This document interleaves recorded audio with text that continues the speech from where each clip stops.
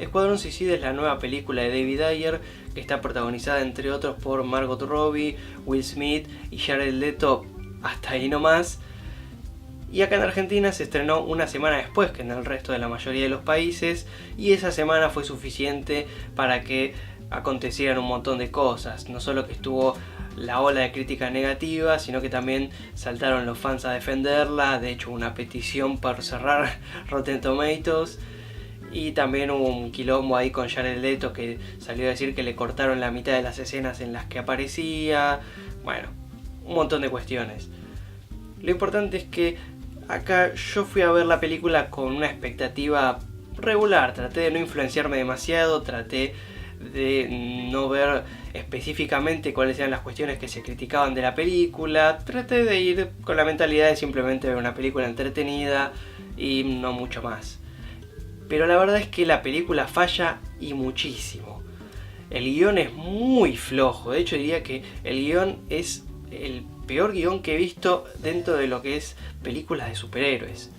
Filtra por un montón de lados, tiene un montón de agujeros en la trama, está mal estructurado, tiene personajes que no están desarrollados, escenas que no tienen sentido de estar. Pero bueno, vamos por orden. Primero les aviso que la primera parte de este video va a ser libre de spoilers, y cuando entre en la sección de spoilers obviamente lo voy a avisar.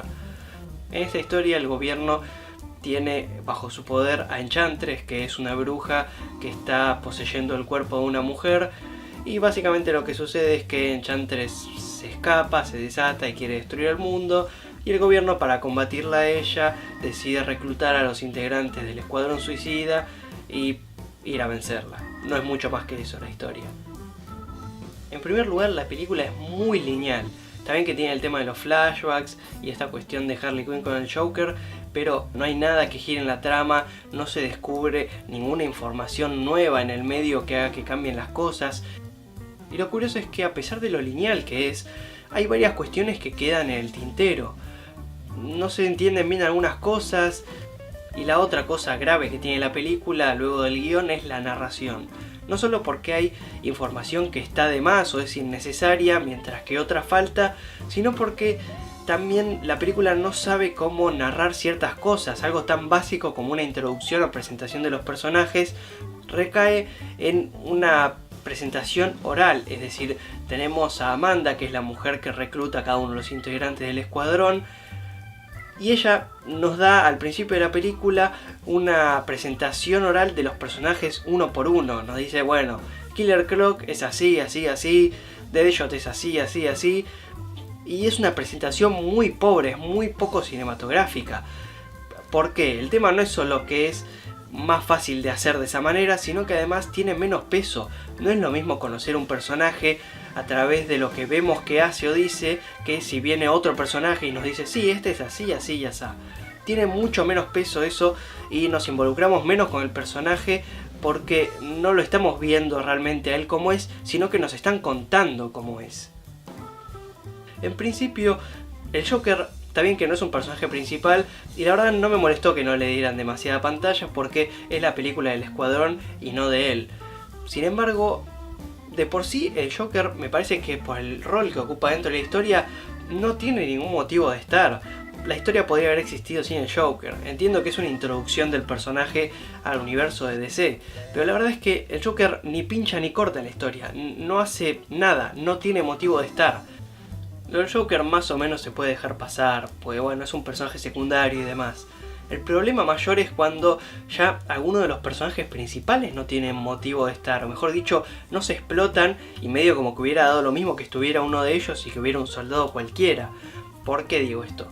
Porque la mayoría de los personajes no utiliza sus poderes en gran parte de la película. De hecho, me parece que casi todos tienen un solo momento donde utilizan su habilidad especial para algo, y el resto del tiempo son simplemente gente cagándose a piñas o disparando como lo haría cualquiera.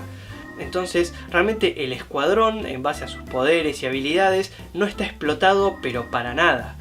Entiendo cuál es el motivo por el que están dentro de la historia ahí, pero realmente medio que hubiera dado casi lo mismo que hubieran estado ellos o unos soldados cualquiera bien entrenados. Lo peor de esto es que dentro del escuadrón hay tres que no hacen prácticamente nada en toda la historia. Killer Croc, Katana y Boomerang no hacen pero casi nada. Boomerang está ahí como una especie de pequeño alivio cómico, de vez en cuando tira un chiste que son un poco graciosos, pero la verdad es que dentro de la historia no hace nada. Katana está ahí como una especie de, digamos, en realidad como que no forma parte del escuadrón. Katana es como una especie de guardaespaldas que llaman para contener al escuadrón en caso de que se quieran rebelar, y tampoco, no hace prácticamente nada. De hecho, ese guardaespaldas podría no estar y nada hubiera pasado en la historia porque no intercede en absoluto.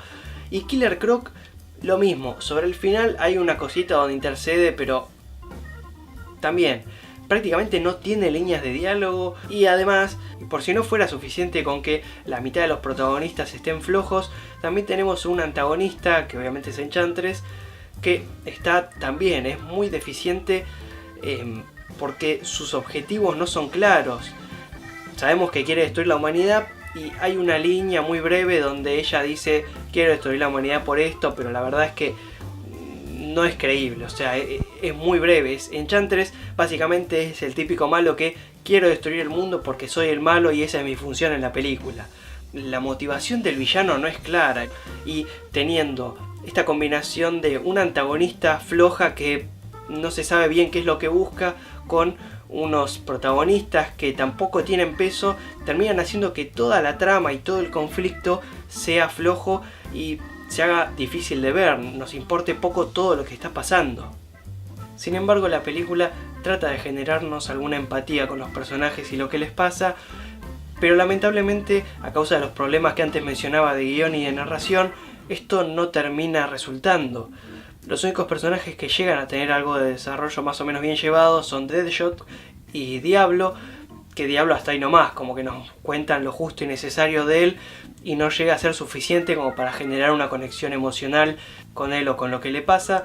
Y sin duda el que mejor está desarrollado es Deadshot, que tiene toda una historia con la hija y que sabemos bien qué es lo que le está pasando, vemos cuál es su objetivo, vemos qué es lo que le preocupa al personaje y ahí nos importa qué es lo que al personaje le pase.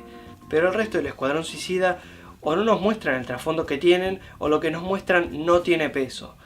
Killer Croc y Boomerang no sabemos nada prácticamente. No hay flashback de ellos y los que hay no nos dicen nada sobre los personajes que no sepamos ya de antemano o que no hayamos visto ya en el presente o que estemos suponiendo.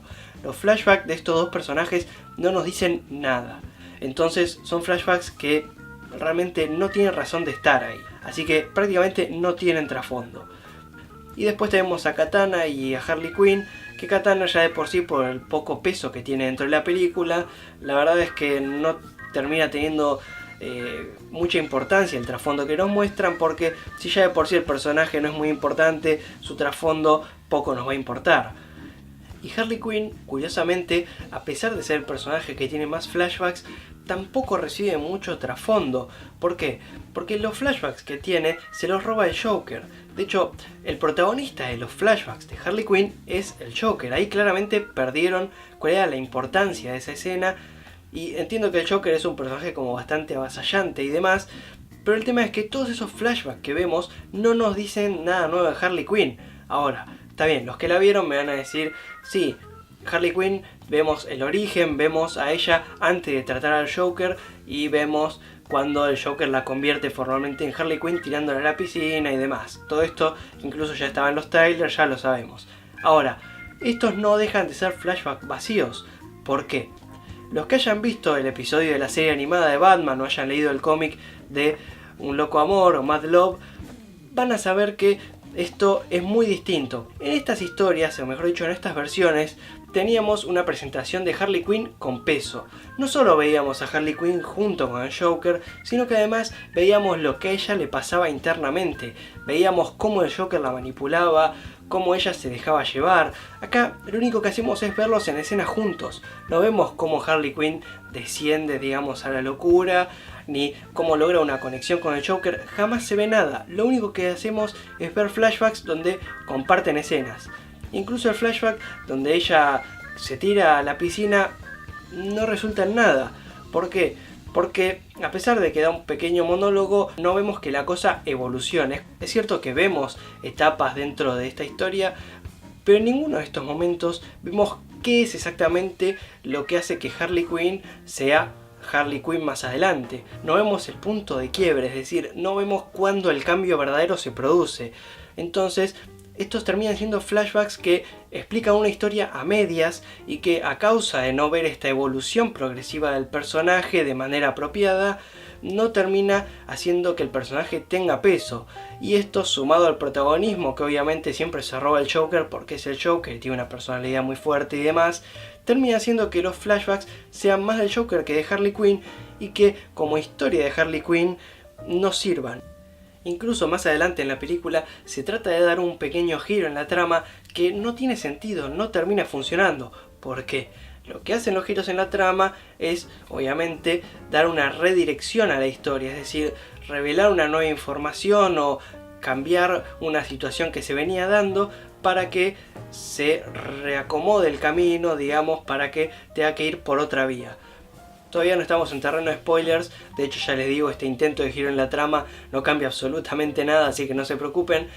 Acá hay una especie de giro extraño que se trata de dar y que no funciona para nada. Ahí descubren no solo que Enchantress está en el cuerpo de la novia o exnovia, no recuerdo bien, del comandante que los guía en esta misión, sino que además descubren cómo Enchantress escapó. Y el cómo se escapó no tiene ninguna relevancia en lo más mínimo para la trama, es decir, no está de más que esté, pero lo que está mal es que esté planteado como si fuera un giro en la trama, cuando en realidad la información que se muestra no tiene relevancia, no cambia nada en el transcurso de la historia. Los personajes estaban en un punto A y después de esa revelación siguen en el punto A. Y ahora vamos a mencionar un poco los muchos agujeros en la trama que tiene esta historia, algunas de las cosas que dejo colgando, y para eso ya entramos en terreno de spoilers, así que si no la vieron vayan a este minuto para escuchar las últimas conclusiones y demás. Una cuestión que pareció muy absurdo es que Harley Quinn tiene un celular, o mejor dicho, la dejan salir con celular.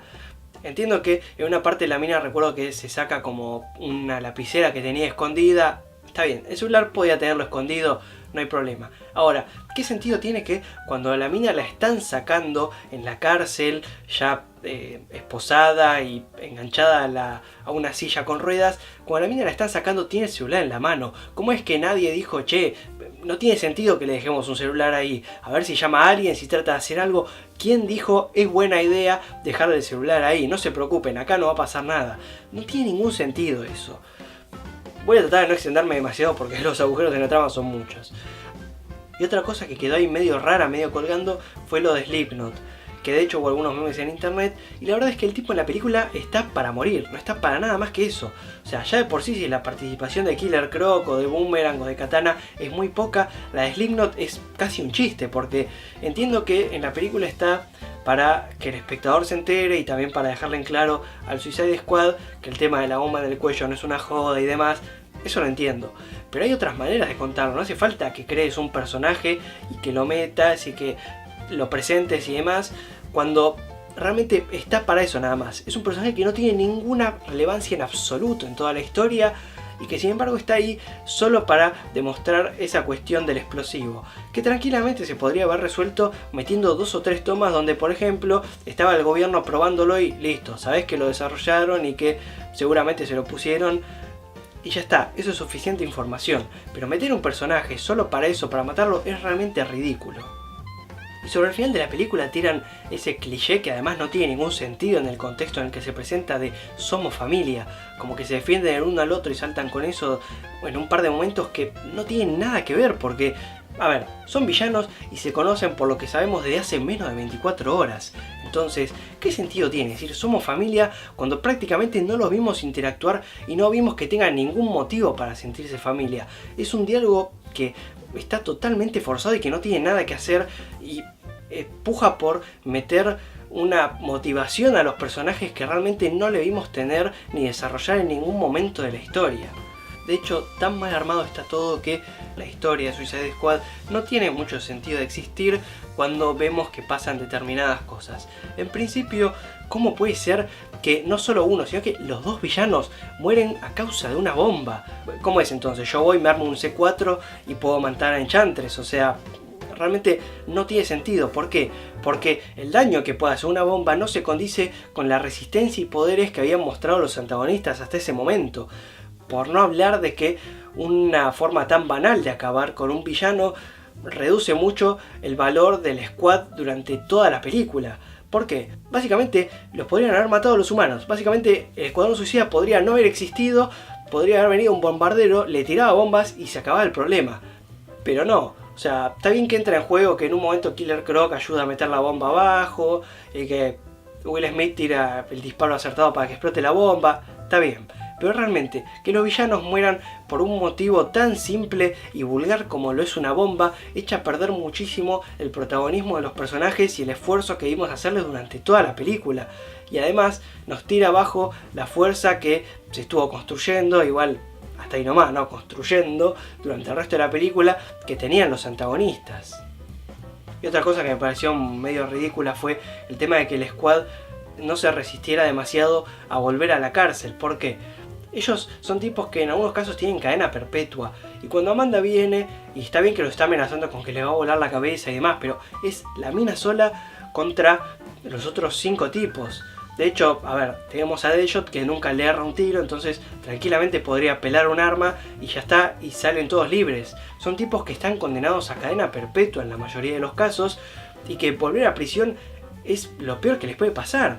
Entonces, ¿cómo es que no intentan rebelarse? ¿Cómo es que dicen, bueno, está bien, vuelvo? Killer Croc vuelve a la cárcel a cambio de un televisor. O sea, no tiene ningún sentido eso. ¿Dónde está la maldad? ¿Dónde está el egoísmo? ¿Dónde está el sentido de autopreservación básico? Son villanos muy poco villanos estos. Y lamentablemente los otros aspectos no están muy bien tampoco. El montaje pasó por un montón de manos antes de llegar a la versión final que vemos en los cines, y la verdad es que se nota.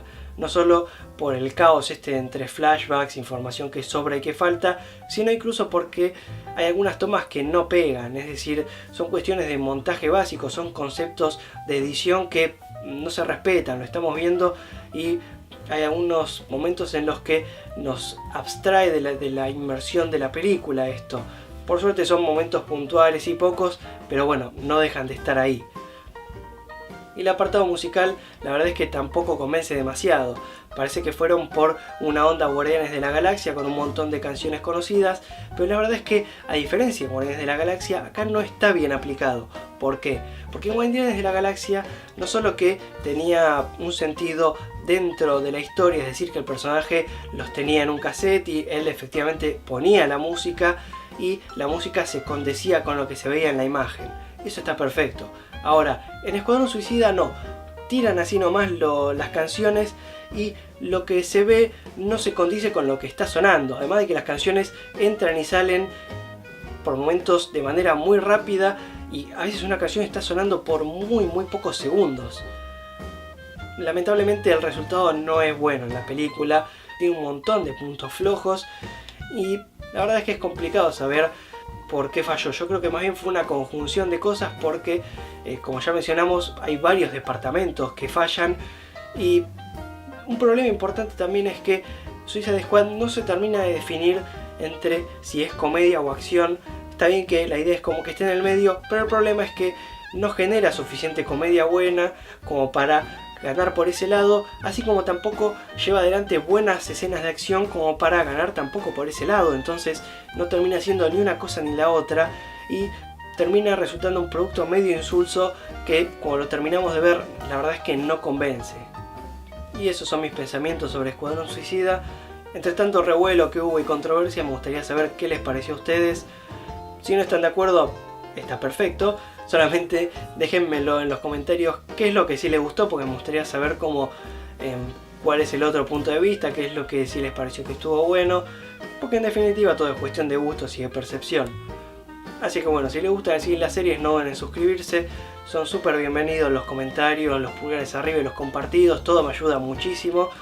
Y la semana que viene, ya que últimamente hubo un montón de reseñas, va a volver un poco el tema de los análisis, así que también se aceptan sugerencias sobre eso. Muchísimas gracias por ver el video y nos vemos la semana que viene.